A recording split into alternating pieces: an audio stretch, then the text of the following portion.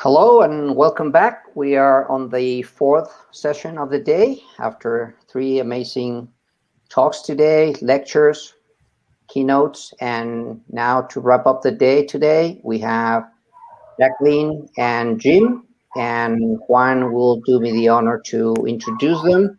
So Juan, please. Hello, everyone. It's a great pleasure to have Jacqueline Schafer. She's a founder and CEO of a Clear Brief, a legal tech startup using AI to transform the process of writing and reading litigation documents. As part of the topic on this conversation today, Jacqueline was recognized by VentureBeat as one of the 4 semifinalists for the 2020 Women in AI Rising Star Award for founding Clear Brief, as well as for her December 2020 Law Review article describing how AI and natural language processing will transform courts and government social services. She's a regular pro bono appellate advocacy for several nonprofits in the northwest of the US, and she serves as founding board member of the Washington State CASA Association and a board member of the Seattle Repertory Jazz Orchestra. She also serves as an advisor to 2 AI organizations focused on social impact of AI innovation. And she backed the startup X4 Impact and Think of Us. So, Jackie, thanks for being here. And Alex, would you like to introduce my good old friend, Jim Shaughnessy? Yes, Jim has more than 25 years of experience as a strategic, legal, and business executive for leading technology companies. He has served as Workday's general counsel and as executive vice president for corporate affairs. He was previously general counsel at PeopleSoft, Lenovo Group, Orbitz Worldwide, and he has also held senior legal positions at Hewlett-Packard, Compaq, Computer and Digital Equipment. And over his career, Jim has had the responsibility for public policy, government affairs, and other business functions in addition to his legal roles. He is a frequent speaker on artificial intelligence and artificial intelligence ethics, including the executive conversation for politicals drawing the ethical line on artificial intelligence in this beginning of the year, 2001. As a panelist in Forum Europe program on the governance of artificial intelligence, developing a global ecosystem of trust. So with this, I'm going to stop sharing my screen, and we have them on the floor with us. So welcome, Jackie. Welcome, Jim. The floor is yours. Thank you very much. Take us through this conversation, and we'll see you at the end for questions and answers. Thank you. Thank you so much. And yeah, we're excited to just really, have a conversation here. And, we'll start out actually to just share a little bit more about our backgrounds and why we're so interested in this topic of, litigation from the in-house perspective and how AI is going to sort of change that world. So feel free to, type in questions as we're talking. But Jim, did you want to sort of share a little bit more about your background? Sure. And how litigation is factored into your career? Yes, thanks, Jackie, and thanks also to Law IT for having us. Juan mentioned that I'm old, as an old friend of his, and it's true. I started my career many, many years ago as a private firm litigator in Washington, D.C., working on very large antitrust and regulatory litigation, principally for energy industry clients, and then in general litigation for a variety of clients in a variety of industries. And after several years of working on these really interesting cases, I came to a realization. I wanted to be a principal, not an agent, and wanted to get a lot closer to the business issues, problems, and opportunities represented by my cases. So I went in-house, first to a privately held conglomerate formed after a leveraged buyout, and then after a couple of years in the information technology industry, working for the companies mentioned before. And it was one chapter of 16 years with HP, Compaq, and DEC, where I had the same employee ID number despite 3 different company names on my business cards. And then 15 years plus as a GC with companies in the software industry and hardware industry and online travel. So those first chapters of my career have given me the opportunity to work on some really interesting issues, working with great lawyers in a broad range of business contexts. And one of the more interesting phenomena has been the development and application of technologies that are really influencing the craft of lawyering, how we do things, how we add value, how we further our clients' causes. And but by and large, the technology has made us more effective and our jobs more interesting. So I'm thrilled to have the opportunity to talk with you about some of these today, Jackie, and particularly ClearBrief, about which I am super excited. And for interest of full disclosure, I'm an advisor and an investor, so I'm all in with ClearBrief.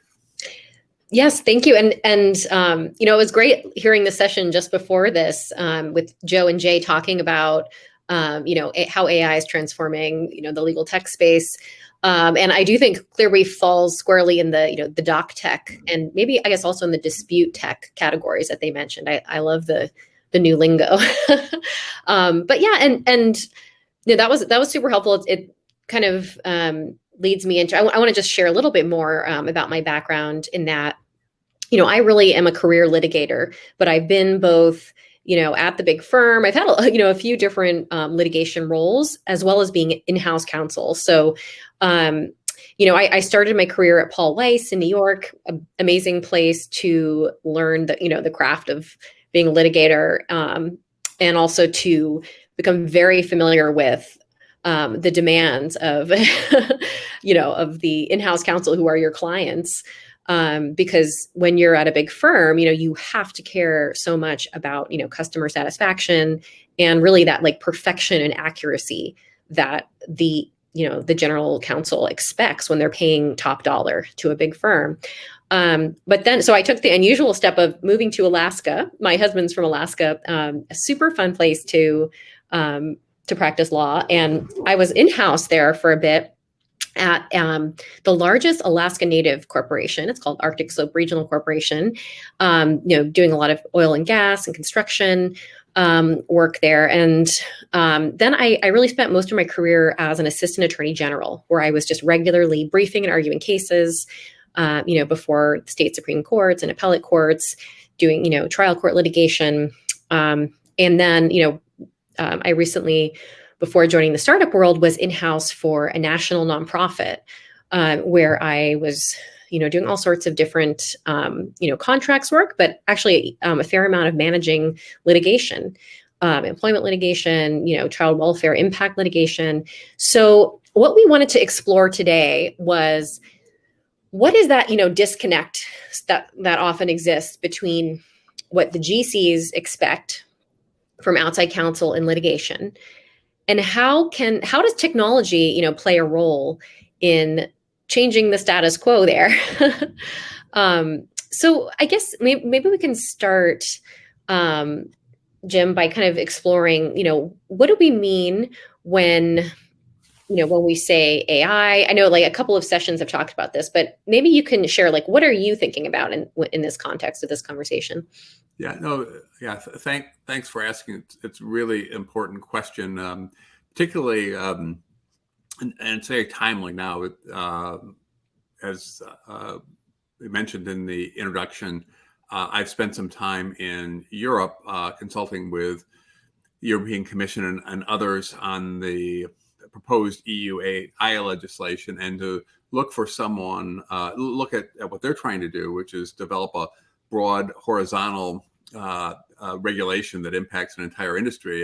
It's really important to think about it in particular contexts. And a lot of AI, the legal field, and it's also true in what we're doing at Workday, where we have applications principally for CHROs and CFOs, not GCs yet, but is really focused on a segment of AI called natural language processing, where we're looking at ways to analyze data in the form of language behavior, where people use words to describe what they mean and how they mean it, and to find ways where we can train computers to understand the those data and find and discern patterns and manipulate the data in a particular context. And so at Workday, we spend a lot of time trying to distill skills from things like resumes, job applications, job descriptions,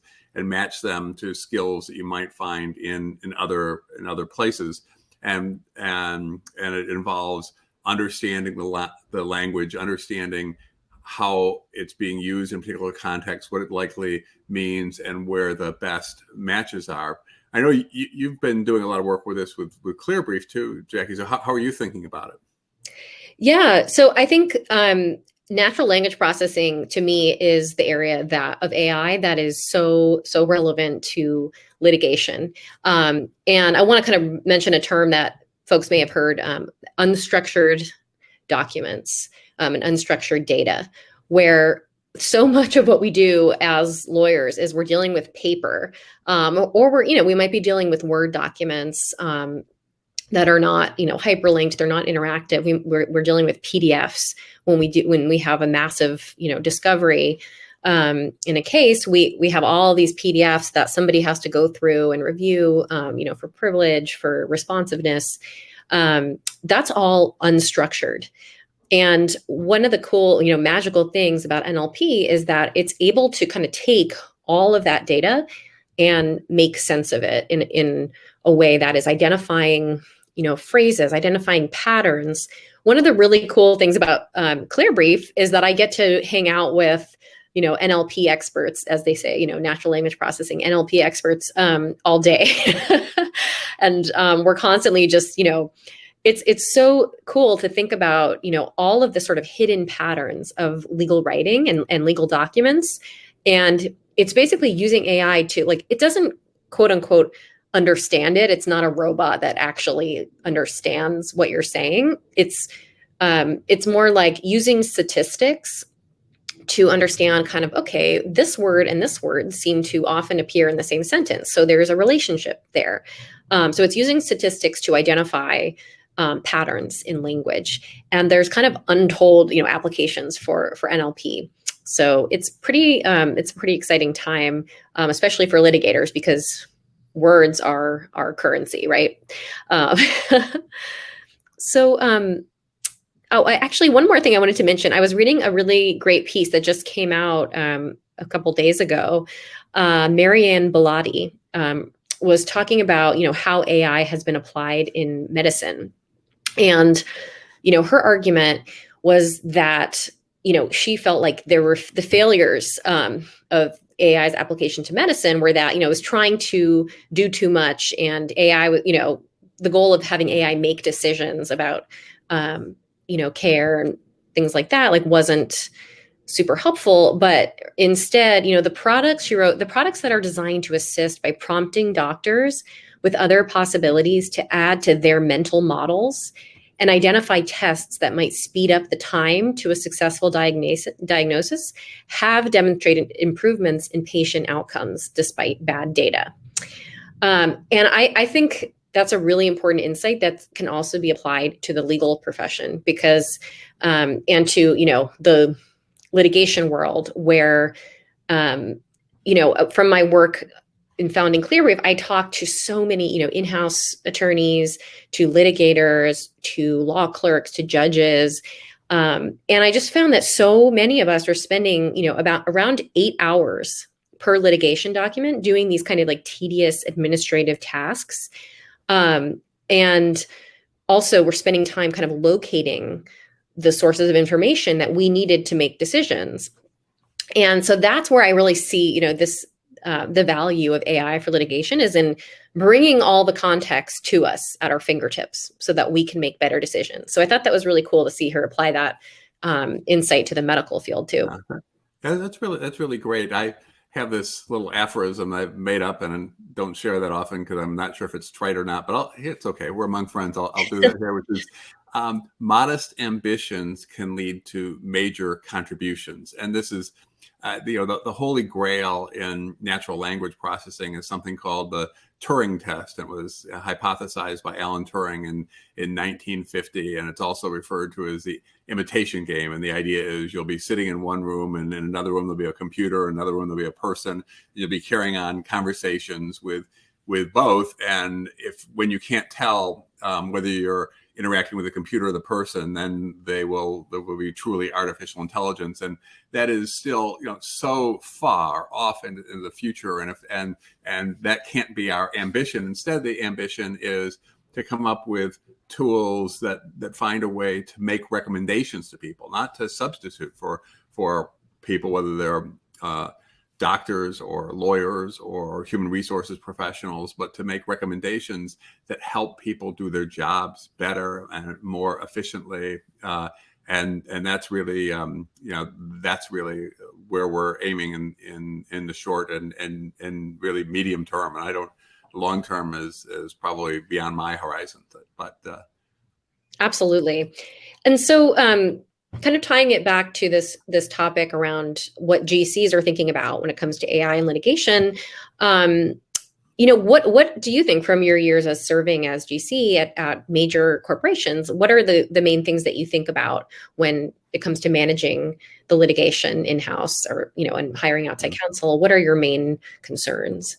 Yeah, no, that's really a great question, and the starting point was always to remember, have everyone involved in the case remember that litigation is likely a business problem, occasionally a business opportunity, but it's like 90% problem, 10% opportunity. And the litigation system is a tool that we often have to deal with it, and it's not a great tool, but it works. And so what the general counsels are trying to do is find the best way to solve this business problem, or the most effective way to figure out how to exploit this opportunity. And it's all about aligning the cost, both financial cost, human resources cost, opportunity cost to value. So what activities that cost money or cost time really contribute the most to the resolution of the case, and to find for things that cost a lot, that don't add a lot of value, to find other ways of doing things. And a lot of this has been has helped spur the development of important new technologies that help align cost to value. And just coincidentally, I think they make being a litigator more fun, because people spend more time actually thinking about issues, analyzing issues, being creative, as opposed to being involved in more mundane tasks, which are important, but not really high value. Fun is a very underrated goal for the legal profession. We don't often focus on that, but it is, why did we go into this? It's because it's super interesting to be, to be writing, to be crafting arguments, and just kind of, picking up on, some of the things that you mentioned. Like, there really is a disconnect from my time, as outside counsel at a firm, and when I was working on the cases, I was never really thinking actually about what the GC's perspective was and goals. I mean, probably should have been, but I think it's something that it's, if you haven't been in-house, you don't necessarily, as a litigator, you're always like, oh, well, I mean, they're going to care about my amazing, legal analysis and the memo and all of, the deep research I've done into this. And that's what you care about as the person, litigating and writing and doing, the day-to-day work on the case. But just, what are the main takeaways that, firm attorneys should think about from the GC perspective about the written work that they're giving to the GC? Like, what are you looking for from that writing? Yeah. So I think that's a really good point. So it's to make it really, really user friendly. That it may be a a conception or misconception of the outside lawyer that the general counsel is just sitting there waiting to read this brief. It's like he's going to put aside whatever book he's reading at the moment, forget about the TV shows, no sports on a weekend, or whatever it is, and is waiting for this, and is going to spend as much time going through it and appreciate the the thoroughness of the brief as much as the lawyer does, as much as the appellate clerks will.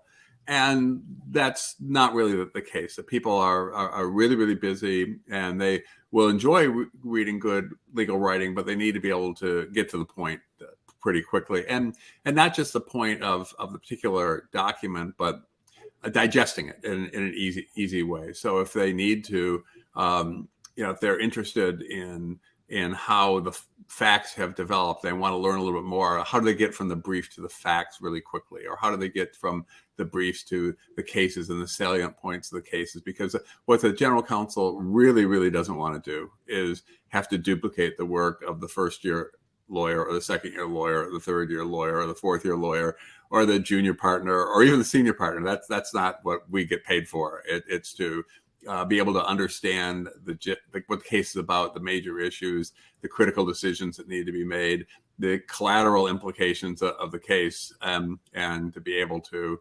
then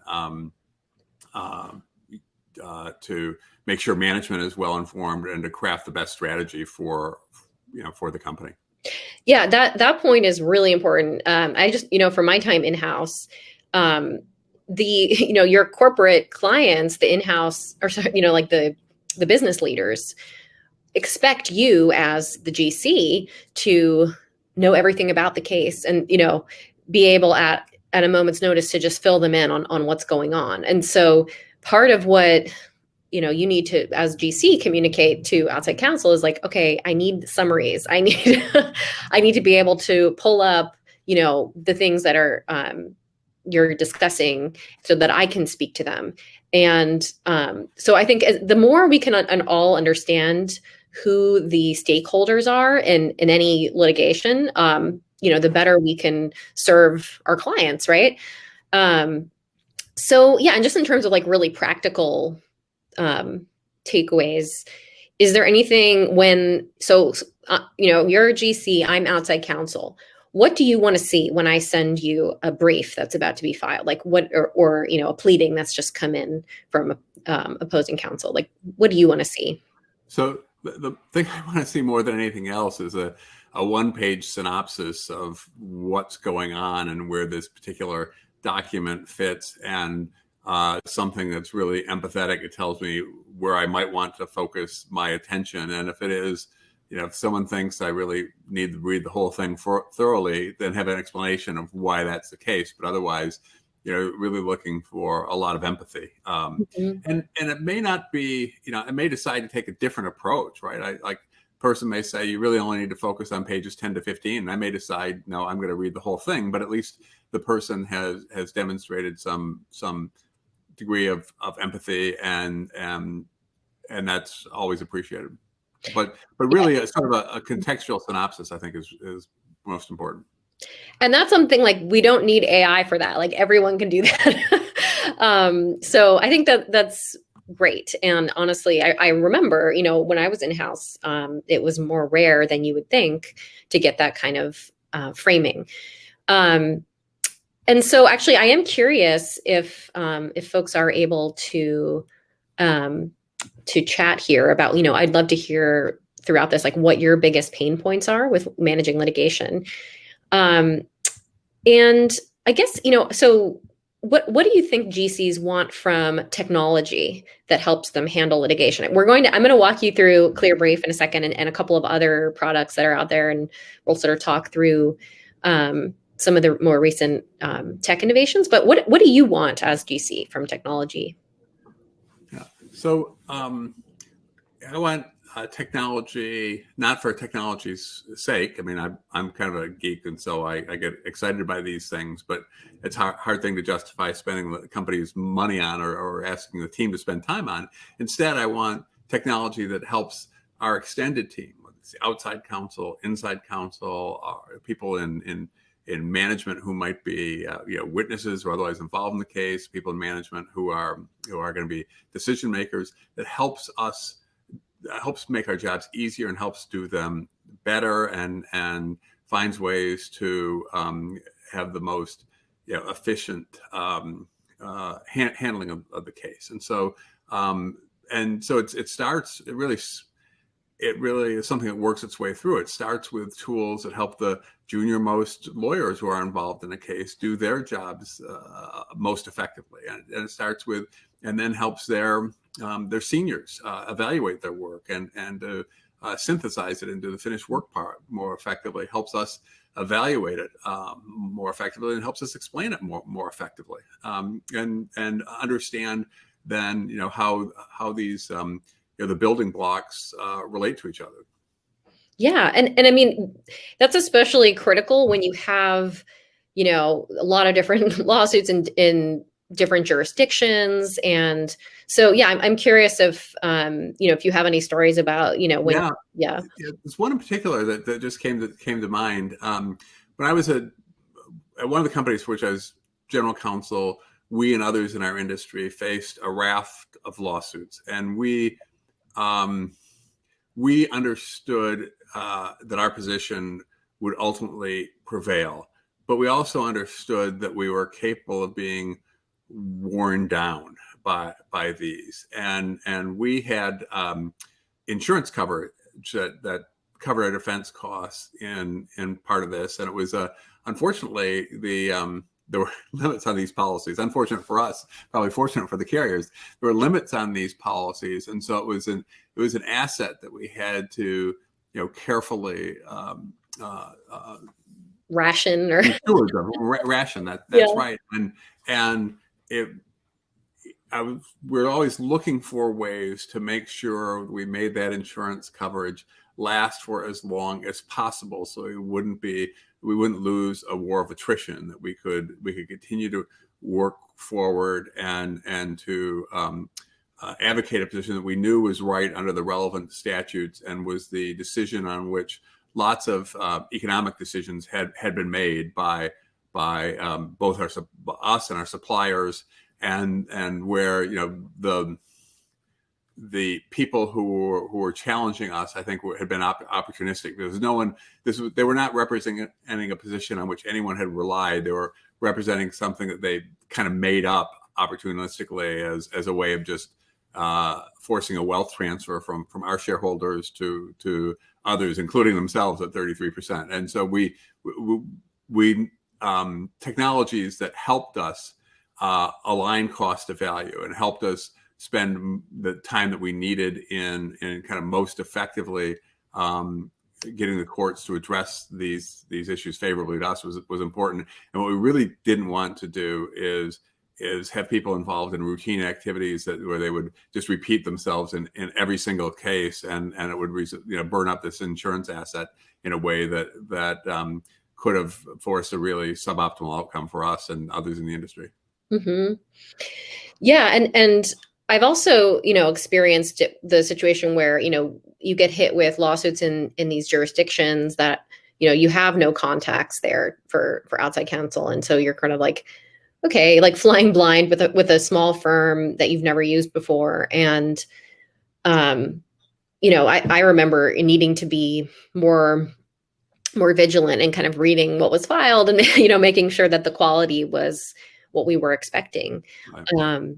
And so, yeah, I mean, there's just so many different things you have to think about, as in-house counsel. And, and I guess one of the things I'm curious around those kinds of tools that, you're alluding to, is it the kind of, do you think GCs are expecting outside counsel to come to them with tools, or are you seeing more GCs looking for their own tools that they are then saying, outside counsel, use this because this works for us? Yeah, I think it's actually a little bit of both, and that GCs are certainly looking for outside counsel to be forward-leaning on this. The point was made in the last panel that law firms are under-investing in technology, and they don't understand that this is not just a nice to have from the perspective of clients. The clients expect law firms to understand their own workflows, to understand where the opportunities are for automation of those workflows, understand the tools available for automating, and to invest in those so they can be more effective, so their work product more closely aligns cost with value. And it's interesting that I always, one of the conversations I had with new relationship partners was that I was not trying to make their business unprofitable. I was happy that they were making money in their practices. What I was trying to do is just drive unnecessary cost out of our model. And a lot of the tools that general counsels have had historically would be things like discounts on hourly rates. All that does is provide an incentive to bill more hours, right? So that's not reducing costs. But what it's doing is impacting firm profitability. And that wasn't something that I was interested in. I was interested in reducing our costs, which may make it possible even to pay more, per hour for certain people who are really adding value. At the same time, so that's an expectation that the GCs have for law firms. So they should be embracing this. They should make sure that they have CTOs who are not just thinking about how to reduce some G&A costs through administrative applications, but they're really thinking about the applications that will drive costs out of the system.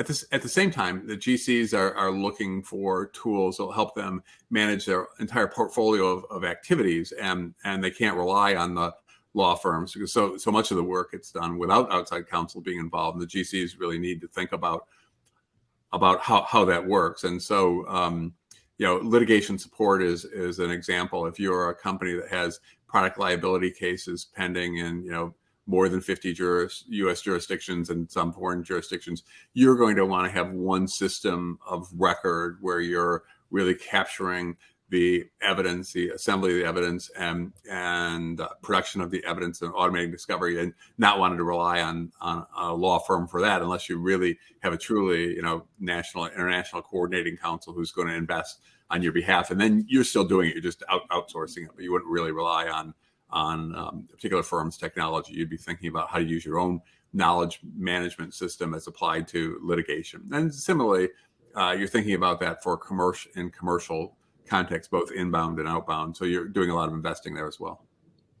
Yeah, that's very consistent with, I talked to so many GCs as I've been, building ClearBrief. And one of the things that struck me was that a lot of corporations are actually building their own kind of little firms in-house now, where they're actually, when they have a certain type of litigation that's recurring, it was just more cost efficient to handle it in-house. And so some GCs are actually looking for tools to manage the entire case in-house, and they only send out the more complex cases that are kind of outside their wheelhouse.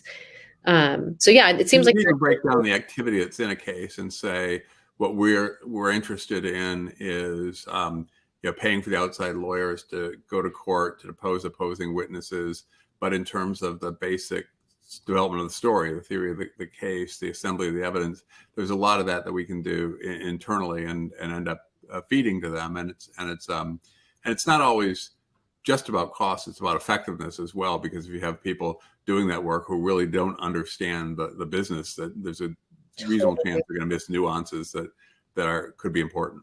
Nobody knows the facts and the players and the people involved better than the in-house lawyers. So yeah, you're absolutely right.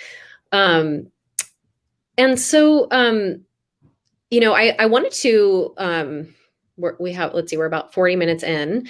I wanted to share a little bit about, a few technology platforms, since that's the topic today. And of course, talk about ClearBrief and how I built ClearBrief to address this particular issue of the fact that, the in-house attorneys need to know quickly, what the filings are saying. They need to know what factual documents are being discussed in the pleadings, because that can have massive PR implications and other things. One multinational corporation attorney who I spoke with, who he's in-house counsel who manages litigation, told me that he reviews the source documents for every pleading, the factual documents, because he doesn't want anything out there that could contradict their argument in a different case or cast them in a bad light for, PR reasons, basically. And so that was one of, the things that interested me about how we could not only build a product to help litigators, but that would actually benefit the entire system of folks who are looking at a pleading. So I'm just going to share my screen and talk through a couple of slides. So yeah, I think it's really fascinating to think about the fact that briefs really are, the pleadings, the filings are this network that connects the entire system. So if you are the attorney at a firm who's written a brief, when you file that brief, which right now the status quo, it's basically just like a paper document, unstructured, document, as we were saying before. That brief is going to opposing counsel, who's giving it to their clients, who are, might be another corporation. It's going to opposing counsel to that party. And it's going to, the client, the in-house attorney, their team, and it's going to the judge and the clerk, the legal staff. And there's a massive number of, briefs filed annually that need to have the citations reviewed in the brief because there's, all this time spent dealing with the citations. Like as it pretty much every sentence in a legal document has to have a citation, whether it's to the facts of the case, to tell your story, or to the law. And we're expecting the reader, the client, general counsel, the judge, opposing counsel, we're expecting them to manually look up the sources behind each argument. And the way you can see how this plays out, it's like this document at the bottom here, it shows an example of citations to the record, which can involve, thousands and thousands of pages that have been produced in discovery.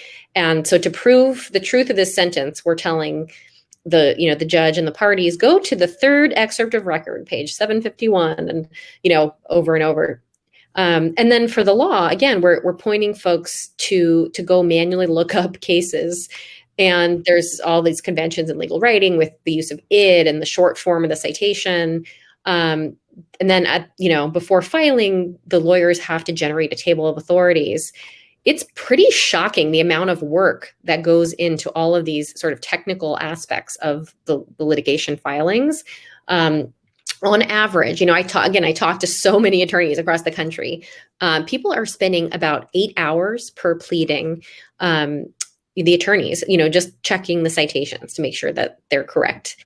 And then their legal staff may be spending, if they have legal staff, a full week correcting, the formatting and doing the table of authorities.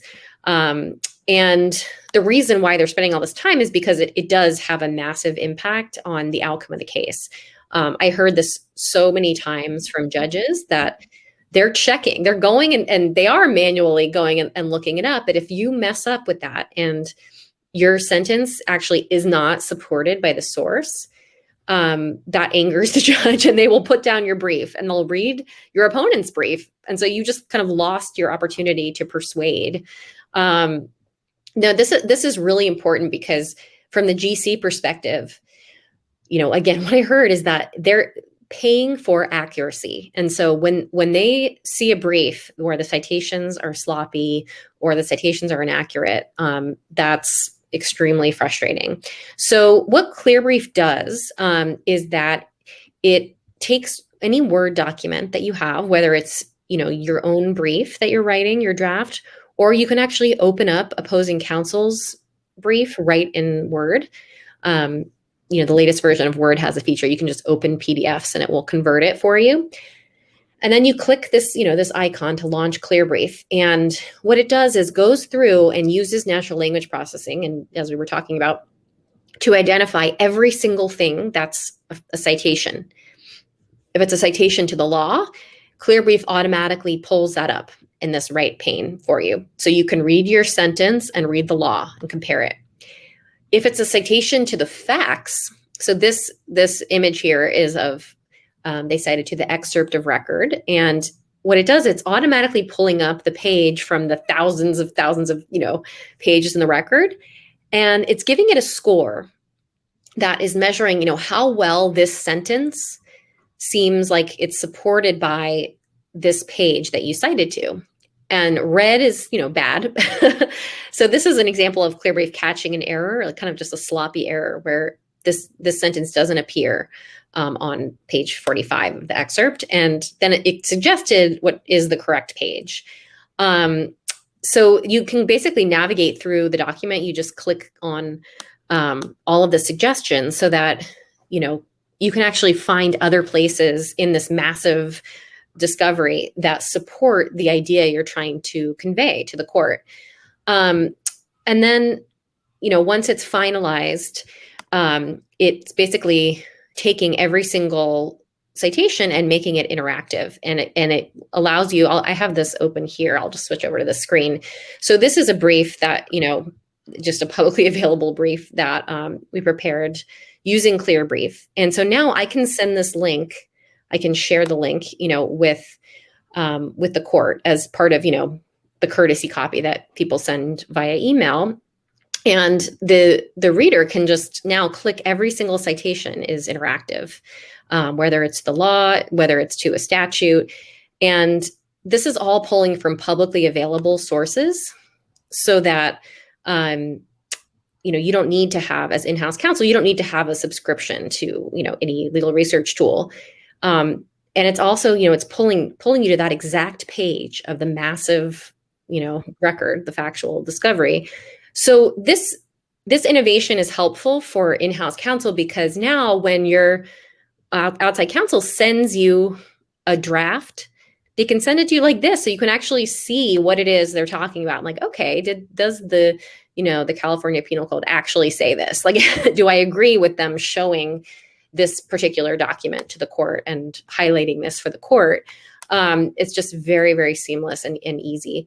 There's a number of other cool things that ClearBrief does, but and one final thing I'll show you though is that you can, instead of sharing documents, Word documents, or drafts via email, once your outside counsel has shared the brief with you, you can each add comments on this, like, this is a great argument. And you can comment on this, do the same thing on the source documents, so that you can communicate with your counsel in a super seamless way. And ClearBrief is always prompting you, so that for sure if you're sharing the comments with who you're sharing it with. You can actually just keep your comments like this and notes private if you want. So yeah, that's what's innovative about what ClearBrief is doing. And if folks are interested, please feel free to email me. You can just email hello@clearbrief.ai, and I'm happy to chat with you about how this might help your practice. This is our amazing team. Our CTO, Jose, he joined ClearBrief after 20 years at Microsoft building AI products. So that's been really amazing. So yeah, I want to kind of go back though to talking about a couple of other products that I think are definitely important to consider as an in-house attorney who's having to manage a lot of litigation. So there was some interesting news recently that Relativity has just acquired TextIQ, which is a startup that uses NLP, social network analysis, and different techniques to extract information from unstructured data, like discovery documents, that is super important for responding to discovery requests. And apparently the technology can also determine, the relationships between individuals. There seems like there's a lot of very interesting applications for TextIQ's NLP software to the kinds of tasks that we have to do as, in-house attorneys when we get a discovery request. So I can remember, and Jim, I don't know if you have any stories about this, but like getting, the notice that we have to, we need time, it's time to issue a litigation hold, and trying to figure out who should be subject to the litigation hold, who was involved in this incident that's the subject of the lawsuit. So there's a fair amount of in-house work that has to kind of go into that in order to communicate it to outside counsel. And so it seems like, Relativity is trying to get, further upstream in the discovery process and help figure out those, relevant parties. But do you have any stories, I guess, about in-house? I have some really bad stories from the really old days, and what would happen when a case was initiated, or he started looking like he'd send an army of people, paralegals, lawyers, out to a client site, and some of those might be close by, some might be remote. And you just start bring in huge rented photocopiers, and you have people just like copying these things, and it'd be really gross. Like the first screen would be really gross if it was a word appeared to be a word on a document that was kind of close to something you were searching for. You'd pull it back, and then you'd put it in a box, and then you'd send it back to the office, where it would go into a war room where teams of paralegals and lawyers would end up looking at this and trying to discern what was relevant and what wasn't relevant, and how to assemble it for maybe later inclusion in a brief a memo analyzing a little legal issue. Then it might end up way into the narrative of the case, and then it might end up actually attached as an exhibit, and then someone might wonder, well, how do we find this, and are there other copies, and what's going on? And so it was very, very labor intensive, and involved nights and weekends and war rooms with armies of people, and pizzas and beers and boom boxes and cassette tapes. I mean, it was sounds like a party. We tried to make that fun, but it was often ugly stuff. And I guess along those lines, just picking up on that thread, I mean, how can technologists sort of appeal to GCs who did build their careers at a time when it was all manual? Like, how do GCs think about it when they hear that, okay, Relativity now has this capability to do something that formerly I only trusted to, groups of associates with boom boxes? I think that the good news is that most GCs are on management teams where, as part of companies that are undergoing digital transformation in other parts of their operation, and they appreciate that the legal department, the legal function, needs to undergo its own digital transformation. But I think that the key is to both explain how you're going to deliver value and how you're going to avoid risk, and to come up with a kind of a pretty quick value proposition focusing on both of those things. I think the other challenge, and this is a challenge for everyone in the ecosystem, is that the legal tech industry is really pretty fragmented. There are some big players, and Joe Bornstein mentioned Thomson Reuters. Obviously, it's a huge player, and there are a few like that. But even that means it's still pretty fragmented. The GCs have lots of choice, and they may not know how to evaluate those choices. The legal operations community has been a huge development over the last 15 or 20 years, and hopefully all the GCs have invested well in a good legal operations team, and so it's important to recognize that the head of legal operations is going to be an important ally if you're trying to get a particular solution adopted. But they're not going to be substantive experts, and so you need to think about how to explain where and how the technology will deliver value. Mm-hmm. Yeah, and one of the other things that I noticed when I talked with all these different GCs was that they're not used to using legal tech that has a good user experience. They're used to it being really frustrating and clunky and confusing, and it doesn't look or feel like the kind of products they're used to in their private life, where they use Google, they use Facebook, they use whatever. Maybe they don't use Facebook, but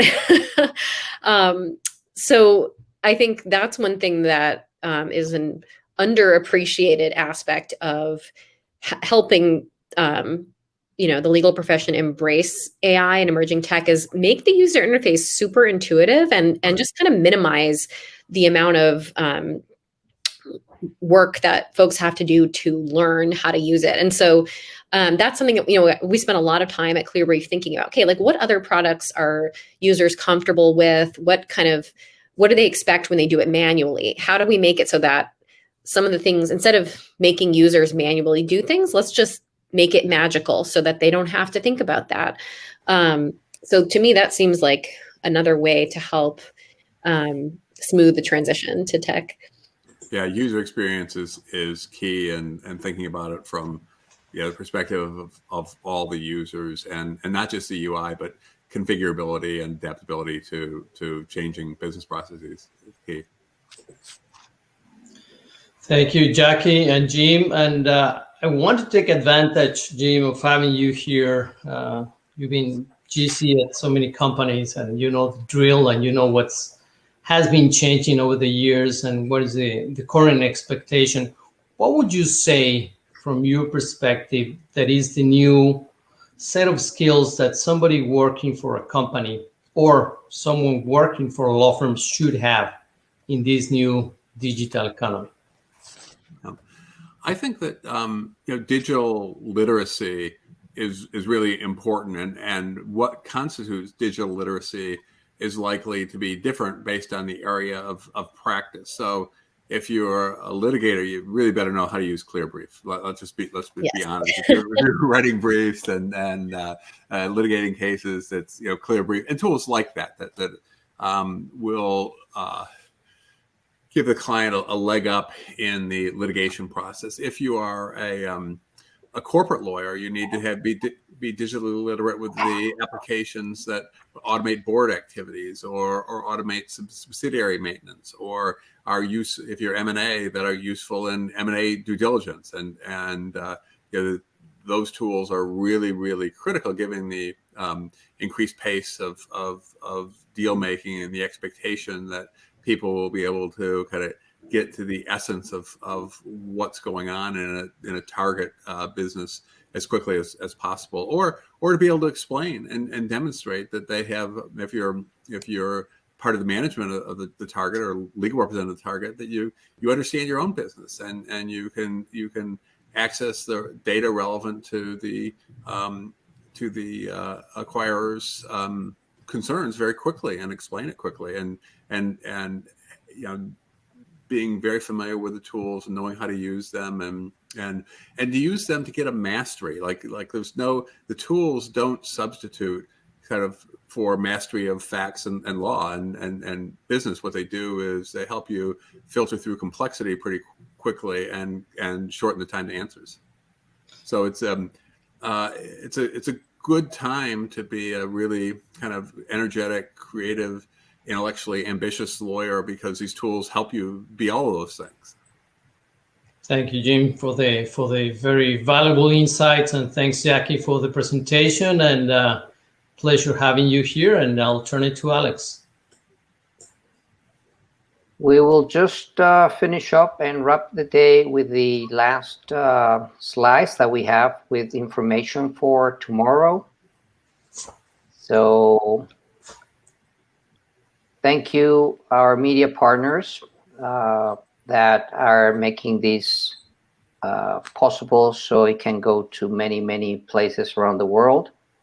We also have several support organizations that are helping us with the promotion of this event. We have many schools of law, we have universities, we have definitely the magazines, all the bar associations, the notaries, the universities. And please visit our booths and our sponsor booths, which are on your left of the screen. They have some PDFs and some files and some videos that they put up for you. Also in the Lowit Legal booth, you can download for free The Future of Opportunity, which is our latest ebook. Has a very, very interesting content of about 30 different articles from lawyer friends. The Word of Wisdom, this one is very important. As more and more artificial intelligence is entering into the world, more and more emotional intelligence must enter into leadership. That is very key, and I think some of this has been touched upon today in the different talks. And again, thank you for joining us. See you tomorrow starting 8 a.m. Central Time sharp. And thank you for our amazing sponsors. I Manage, Logistics, NetDocuments, Hogan Lovells, Esija, Genius Soft, Deloitte Legal, Thomson Reuters, and Lexsoft Systems. Thank you very much. Thank you very much to the audience for your time, and have a great afternoon. We'll see you tomorrow, fresh and sharp at 8 a.m. Central Time. Thank you. Thank you. Bye. Team, thank you very much. Thanks, Jackie. Thank you so much. Bye-bye. Thanks a Bye. lot. Bye.